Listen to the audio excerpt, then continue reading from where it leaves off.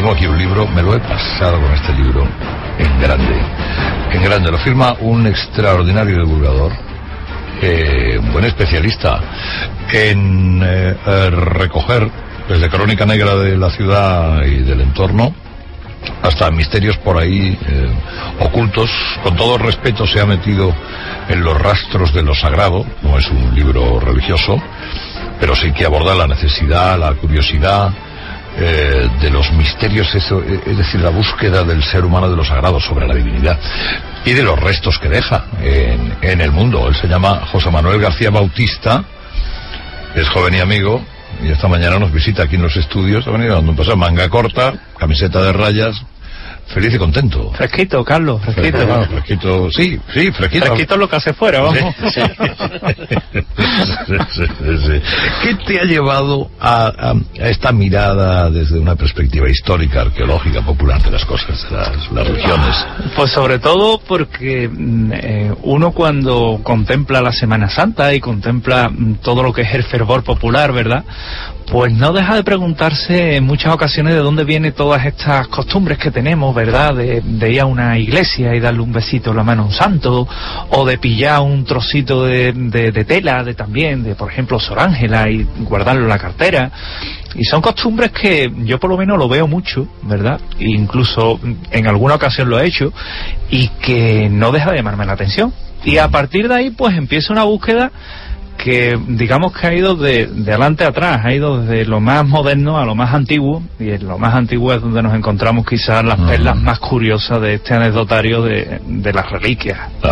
Esperanza, desesperanza, contrasentidos, ¿no? Inevitablemente. También sí, que señalas en el libro, un libro muy respetuoso con lo sagrado, con la religión en cualquier caso, ¿no? Sí, porque yo entiendo que hay dos cosas en las que no se puede entrar muy a saco cuando se es un divulgador de este tipo de cosas, que son ni temas políticos ni temas religiosos, ¿verdad? Están un poco reñidos con el objetivo final de un comunicador, de un divulgador.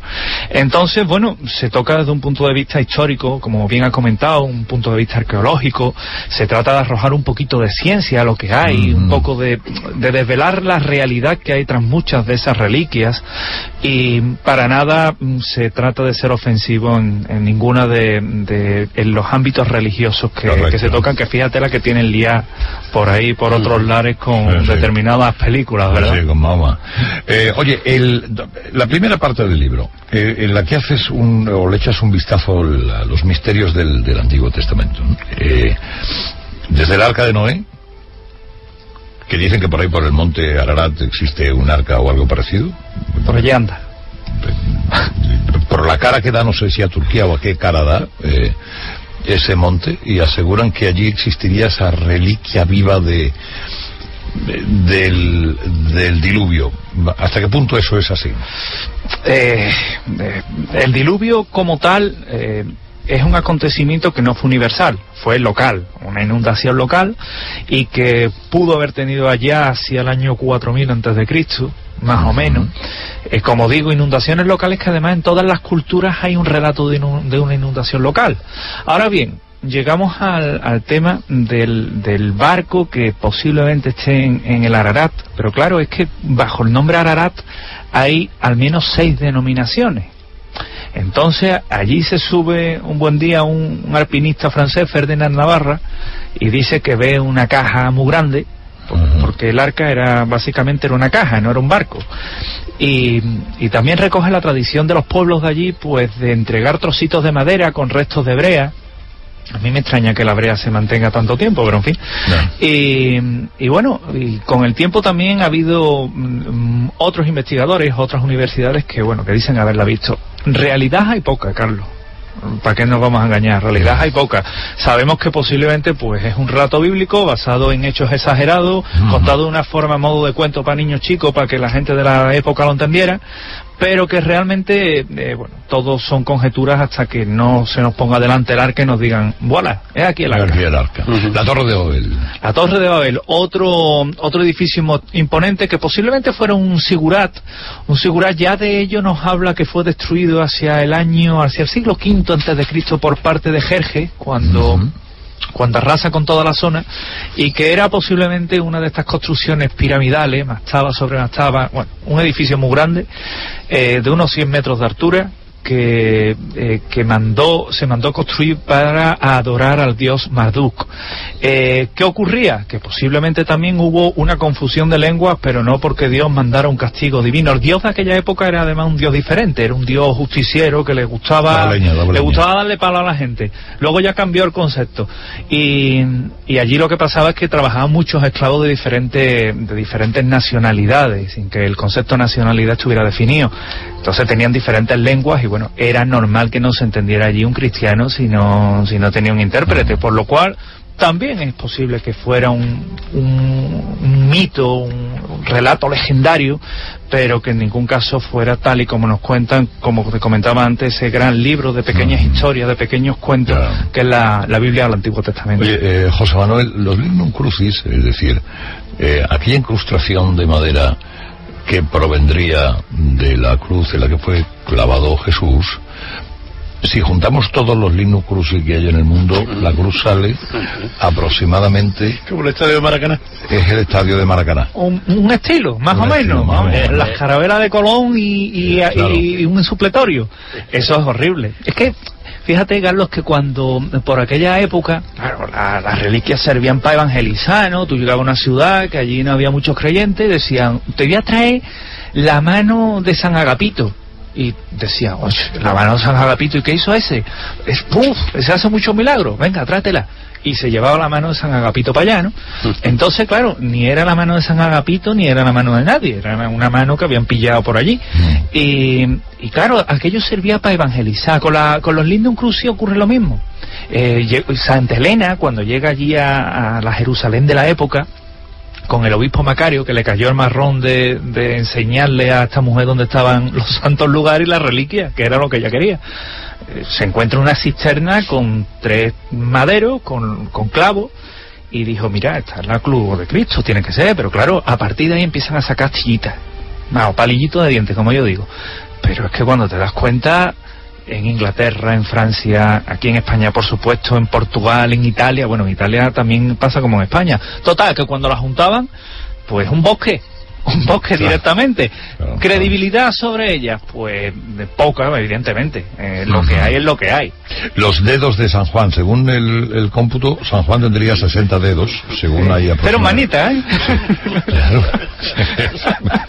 Pero manita. Claro.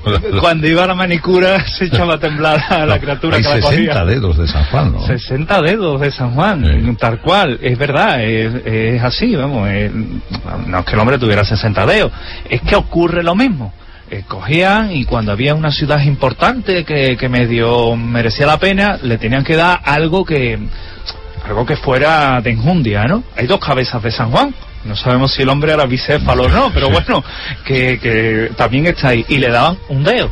Como por aquel entonces no había ni internet, ni el Facebook, ni había nada de eso, pues para que una ciudad se pusiera en contacto con la otra, échale guinda al pavo. Claro. Entonces, el sudario, la sábana santa, por ejemplo. La sábana santa sí es una reliquia para tener un poco más consideración con ella. ¿Por qué? Porque sábanas santas, en plural, hay muchas. Pero muchas son pintadas, son al contacto. Pero realmente una con las características que tiene la síndone de Turín, solo hay una en el mundo. Y tiene una cantidad de detalles, un lienzo de más de 4 metros de longitud por 1,10, y la cual pues tiene un tipo de sangre que es la sangre AB, que era la mayoritaria en el pueblo hebreo, pero minoritaria en Europa, que tenía el tipo de polen por el recorrido geográfico que hizo la sábana santa a través de Europa, que tenía un tipo de arbusto espinoso, tal y como se hizo el casco de espino, no una corona, con la que se coronó a Cristo, que demostraba una pasión por los mismos lugares por donde se ajusticia a un reo hacia el año 33 después de Cristo, evidentemente. Todas esas características, térmicamente estable, químicamente estable, hidrológicamente estable, pues, y que encima sea un negativo fotográfico, pues la verdad es que solo hay una, y está en Turín. en Turín, y fíjate qué suerte tenemos aquí en España, porque tenemos una reliquia que es el sudario de Oviedo. El de Oviedo, sí. Que la Catedral de Oviedo. Hay un estudio maravilloso, genial, que hace un catedrático en Bellas Artes, amigo, que es Juan Manuel Miñarro, y en el cual con el CES, con el Centro Español de Sindonología, le buscan la forma a esa mancha sanguinolienta que es el sudario de Oviedo, y le encuentran la forma para que encaje con la sábana santa, y luego empiezan a compartir características comunes, mismo tipo de sangre, mismo tres invertido a la altura del ojo, mismo tipo de arbusto espinoso con el mismo tipo de polen. Sin embargo, este aquí, que también hay que decirlo, las pruebas de carbono 14 determinaron que ni el sudario de Oviedo ni la sábana santa se correspondían a tiempos de Cristo. Claro está que aquella prueba de carbono 14 hoy día sería inválida, quedaría en entredicho, pero es una de esas reliquias que sí debemos de tener en cuenta. Oye, José Manuel, los templarios son casi albaceas de los misterios de la Iglesia, ¿verdad? Sí, porque era una orden iniciática, era una orden militar, monástica, que fíjate, ellos fueron los que introdujeron el concepto banca, porque eran los banqueros de Europa, y precisamente su fin lo determina el rey de Francia y el papa por aquel entonces, no por un concepto religioso, sino por un concepto prestamista. No podían hacer frente a la cantidad de pasta que le debían, y claro, dijeron, ¿qué hacemos? Pues mira, vamos a quitárnoslo del medio bajo una acusación de herejía. Como ellos en principio adoraban la cabeza del Baphomet, que posiblemente fuera el cuadriplón, es decir, la misma sábana santa plegada, pues lo juzgaron por herejía por un móvil crematístico, ni más ni menos que por no hacer frente a la deuda cuantiosa que tenían, pero sobrevivieron, sobrevivieron huyendo a España, huyendo a Portugal, y allí incluso a Escocia, donde, bueno, luego ha dado origen a los mitos como el tema del Código da Vinci, de la capilla de Roslin, ¿verdad? Pero que sí tiene una base de verdad en cuanto a la huida, y el trasfondo pues fue un trasfondo totalmente económico.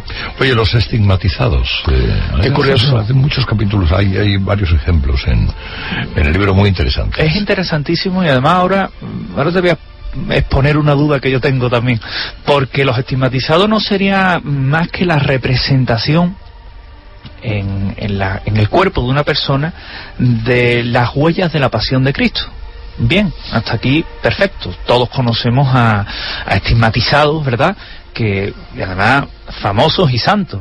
Por ejemplo, pues el mismo San Francisco de Asís, que fue el primer estigmatizado de la historia, o el más reciente del Padre Pío, cuyo ejemplo, bueno, pues incluso tenemos alguna que otra imagen.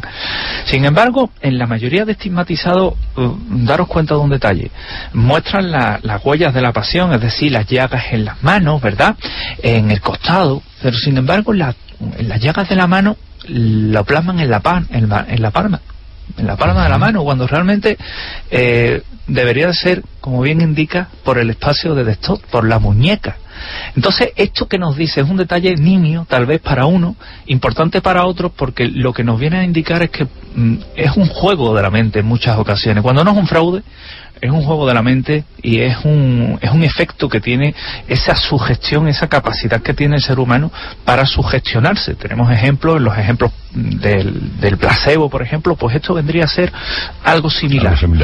Hay casos, cuentas el caso de Teresa Neumann, ¿no?, que es uno de los más llamativos, ¿no? Mística, que además era capaz, bueno, ella estuvo pues postrada en la cama, era horrible porque... Estamos hablando de los años 60. Sí, ¿no? Sí, eso está ahí a la vuelta de la esquina. Exactamente. Y esta mujer sangraba abundantemente, que las imágenes que nos han quedado de ella son terroríficas, porque emanaba abundante sangre. Estuvo postrada en la cama durante gran tiempo, mostraba las huellas, en este caso de la pasión, y los médicos le hicieron pues innumerables exámenes y los pasó todos. O sea, no tenían una explicación razonable para explicar por qué esa mujer era capaz de tener esas huellas y sobrevivir de esa forma. Pero en el caso del Padre Pío, por ejemplo, una persona que también mostraba las huellas de la pasión, perdía diariamente aproximadamente 100 mililitros de sangre, comía 200 o tomaba 265 calorías al día, y aún así sobrevivía. O sea, realmente nos encontramos con detalles difícilmente explicables. El cuerpo de una vez muerta Teresa Neumann estuvo 5 días expuesto al público, no se descompuso. No se descompuso. Es más, también tenemos ejemplos de ello en santas que han seguido pues prácticamente incorruptas, ¿verdad? El mismo caso de Lourdes, tenemos a la santa, pero en el caso de Teresa Neumann la Iglesia es muy crítica con este tipo de estigmatizados. Es más, no los reconoce, como no reconoce la mayoría de los pretendidos de los supuestos milagros, ¿verdad? Hay casi 7.000 ejemplos de milagro y la Iglesia reconoce 67. Pues con el caso de Teresa Neumann, igual reconocía que era una persona que, bueno, tenía un cierto carácter religioso, fervor religioso, pero en ningún momento llegó a reconocer lo que realmente le ocurría, teniendo informes médicos y teniendo importantes documentaciones y importantes hechos que avalaban, bueno, pues que estábamos ante una persona excepcional. ¿Y el brazo incorrupto de Santa Teresa? Uy, eso era un tema de debate. Bueno, el tema del brazo incorrupto de Santa Teresa la tenía Franco en su estancia, porque decía que mientras que tuviera el brazo de Santa Teresa, pues sus ejércitos siempre estarían triunfadores. Esto viene mucho de la tradición de Carlomagno, ¿verdad? De también que era una persona que tenía sus ciertas manías. Pero en Ronda te puedo decir que no les hace tanta gracia esto del brazo de Santa Teresa. Sin embargo, pues Franco tenía esa cosa de tener ese brazo de Santa Teresa.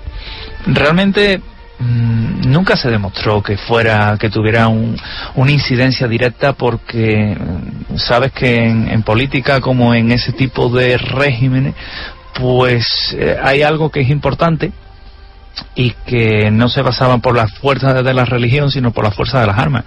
Por lo tanto, bueno, pues era solo un hecho anecdótico en torno a la figura de Franco, que, como sabrás también, pues también intentó otros temas con la masonería y otra serie de leyendas negras que hay en torno a su figura, y que, sin embargo, como muchas veces digo, toda leyenda contiene el germen de la verdad, algo de verdad siempre subyace. ¿Hay alguna explicación para la licuación de la sangre en las imágenes? O sea, esos santos que lloran siendo de escayola o siendo de... Sí, pues, en muchas ocasiones, cuando hay una figura de escayola, por ejemplo, y ha llorado un líquido rojizo, un líquido... En Italia hay un ejemplo, de color parduzco, sí. Exactamente. Pues además creo que tenemos la misma imagen en la cabeza. Cinematográfica. Exactamente. Y no se ha podido demostrar. No se ha demostrado que sea sangre en la mayoría de las ocasiones. Hay otras ocasiones en las que se ha demostrado sangre, pero ha sido puesta de forma artificial, o fíjate, en otras ocasiones han recogido muestras de sangre de una determinada imagen, y cuando se analiza resulta que no es de una mujer sino que es de un hombre. O sea, nos indica que están puestos ahí adrede. En otras ocasiones es la misma porosidad de la piedra, pues lo que deriva son pequeñas partículas de óxido férrico, y te da ese llanto rojizo, que no es un fraude, es natural, pero que, bueno, que tiene una explicación razonable. Si es verdad, como comentaba Carlos, que hay imágenes en Italia, pues que, bueno, que han llorado sangre y que no hay una explicación razonable. Créanme que el libro vale la pena. Es Rastros de lo Sagrado, la editorial Atanor. Lo firma José Manuel García Bautista. Él divulga en Canal Sur Radio, además, y tiene premios por ello, ¿no? Muchas cuestiones, y hace que sus programas, La Noche Más Hermosa, por ejemplo, por Luis Varas, que le manda un abrazo y se lo das, hacen muy bien su trabajo. Aprovecho para enviar un abrazo a los compañeros de Canal Sur Radio y de Radio Nacional, que sé que Manolo HH me ha enviado un mensaje hace poco. Ha enviado recuerdos. Yo le quiero mucho a Manolo HH y le deseo lo mejor, además. José Manuel, enhorabuena por el libro, Cuando escribas más, vuélvete a pasar por aquí. Sí, yo me paso. Si por mí fuera, estaba aquí todos los días. Tú llégate.